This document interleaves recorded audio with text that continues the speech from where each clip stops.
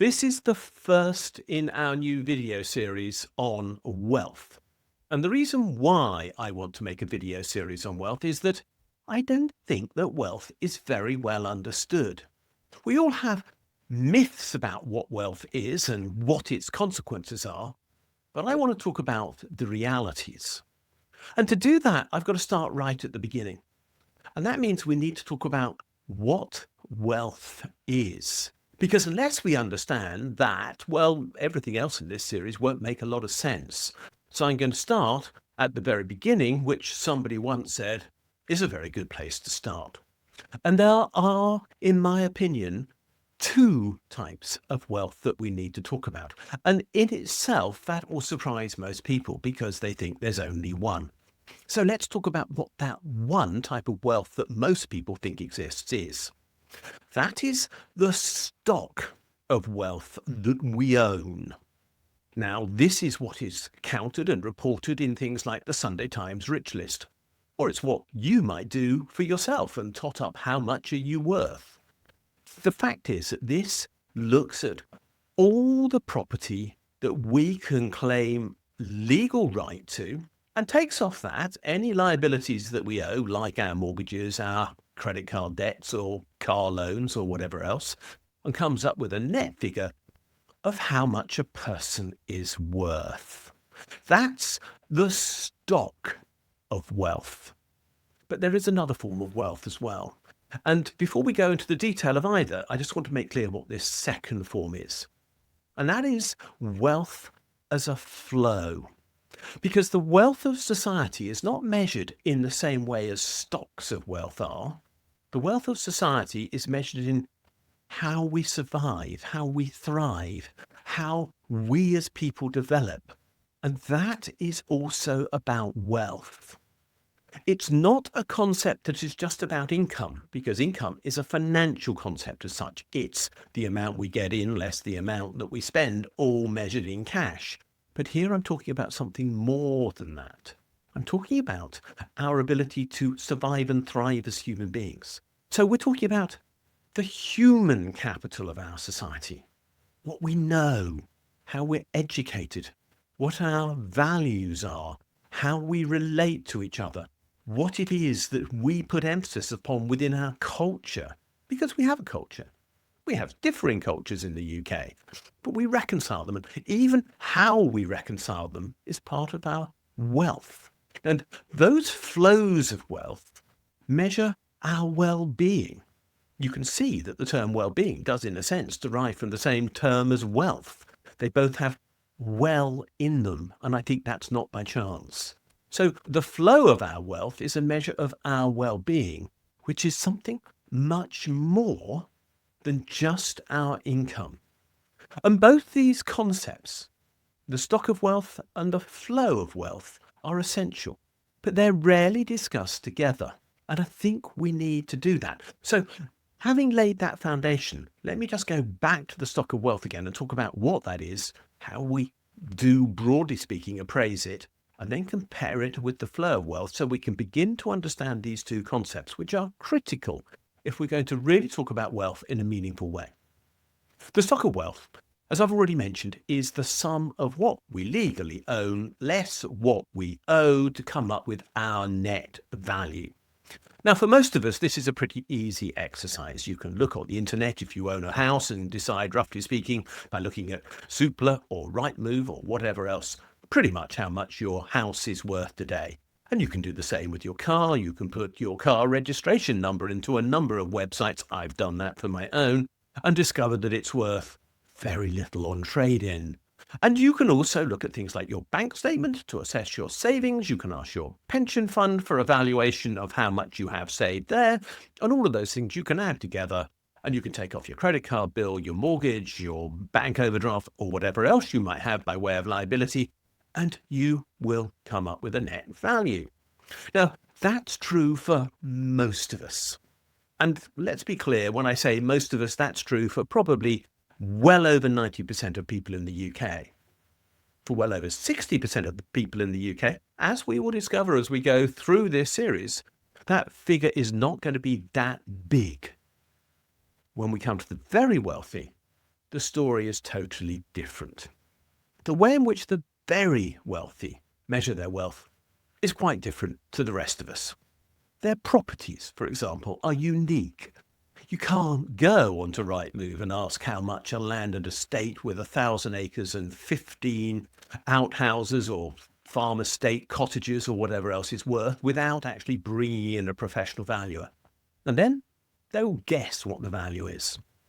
When you look at their personal property, it's not like the rest of us looking at how much can we flog the car for and basically putting absolutely no value at all on the rest of what we have as personal possessions. No, they will need to bring in the professional valuer to look at the art, the silver teaspoon collection, whatever else it is that they have of great value, the wine cellar, the cars that they collect, whatever it might be. And when we look at their pension fund, that might be a personal pension fund, and it might be more complex to value than is an ordinary pension fund. But for them, the real issue is their investments. Now, their investments, which are in the stock market, can be valued like the rest of us, barring one thing, and that is most wealthy people own significant chunks of companies. Some of those will be quoted companies, some of those will be private companies. But in either case, what we're talking about is a single person having significant influence over a company, so that the value of a single share in the company, which is what is quoted on a stock exchange, is pretty meaningless.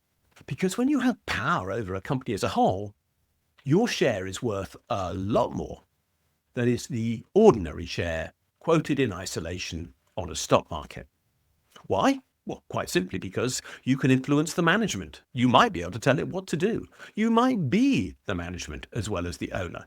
But whatever it is, the value of your investments is going to be based, in this case, on the future expectations of profit in this business.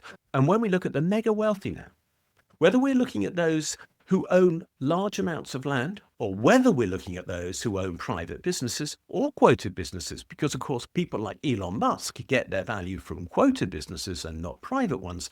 But whichever one of those we look at, what we're really valuing is the future expectation of profit arising from the business in question, whether it's paid by way of rent or by sales less costs, which equates to profit.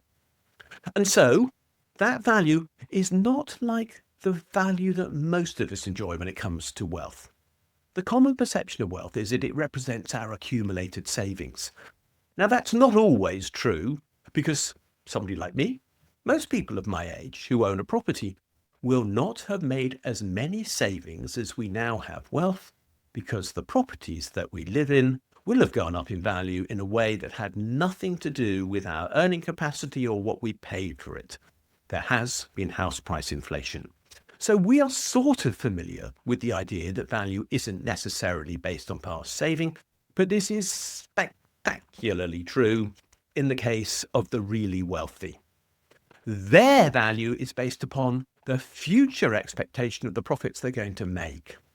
And this matters, because when we look at that future expectation of profit, they are utterly dependent upon forecasts.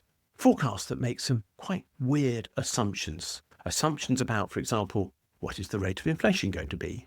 Is their business going to grow or not?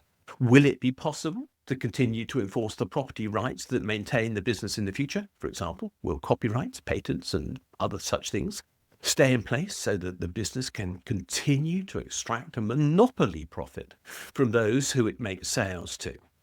Will technology change, which is a particularly important issue if you're looking at a tech company?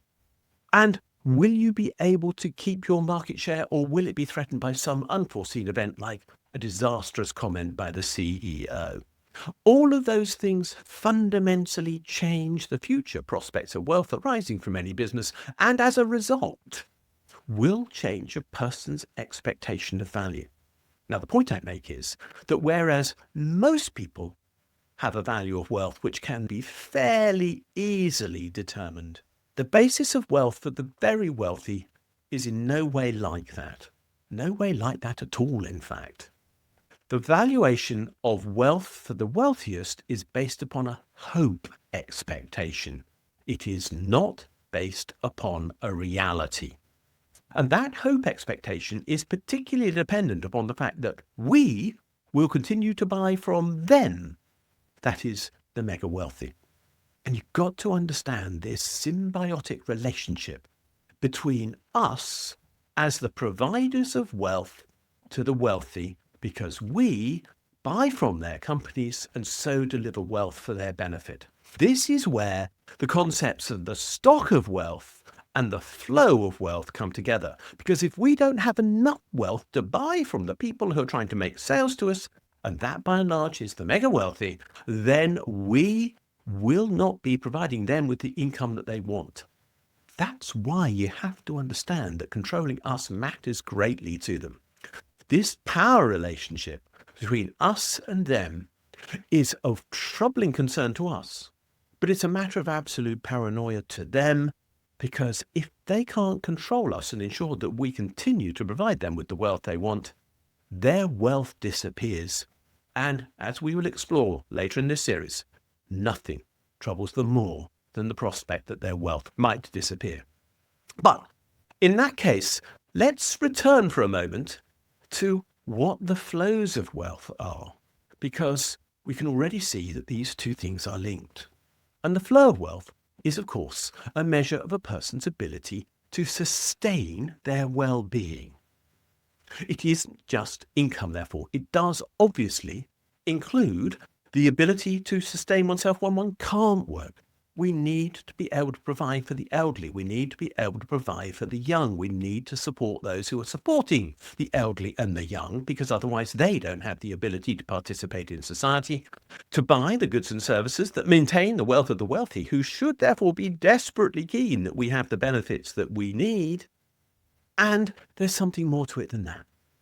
Our well-being is not just dependent upon having access to fair wages and opportunity and education and justice and all those things that provide us with a chance of succeeding as we see it in life.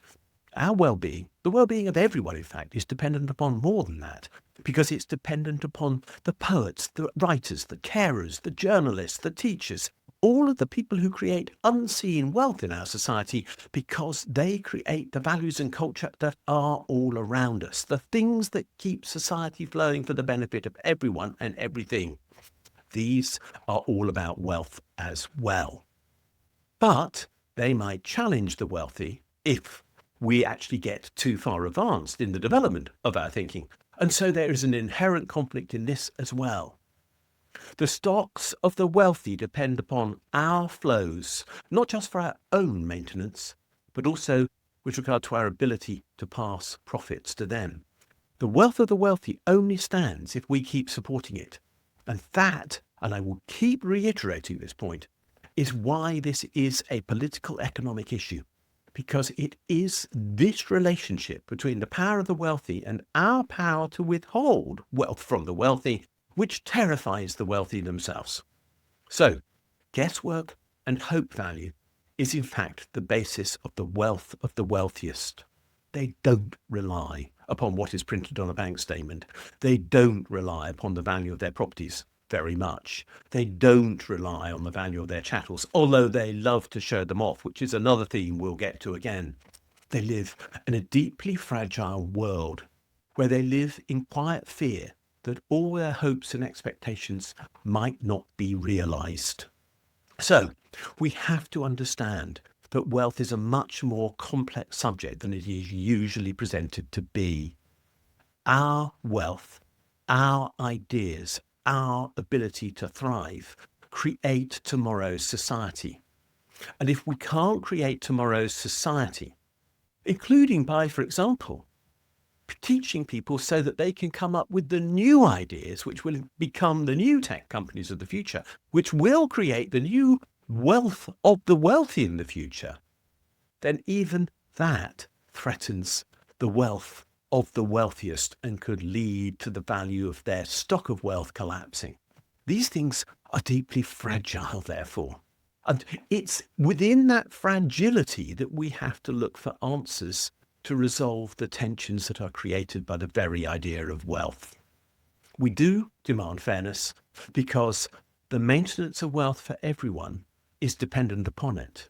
We do try to resolve the tensions that define our economic struggles, because doing so means that we might all survive. We do wish to expose what wealth really is, because unless we do, we can't understand it. We have to do that if we are to establish the basis of justice and common culture that is the foundation of both forms of wealth, whether that be stocks or whether that be flows. And in this series, I'm going to be exploring all these concepts and will ask us to imagine whether there are alternatives to the way we organize things at present, because I think there are. Thanks for watching this video. If you've enjoyed it, please do click the like and subscribe buttons, because they do genuinely help us spread the word on YouTube. As importantly, could you have a look at the section below this video where it says more, and there you'll find a link to my blog. And if you follow that for the specific link to the blog entry related to this video, you'll find a transcript of this video and lots of other related material, plus a ChatGPT prompt that you could use to write a letter to your MP on the contents of this video, which will turn you into a campaigner, which will be a great thing to do. Finally, if you do appreciate the work we're doing, can you think about giving us a donation? If you'd like to do so, there's a link below, or you can find one on my blog where there's a Ko-fi button saying, please buy me a coffee. Thanks a lot, and we'll see you again soon.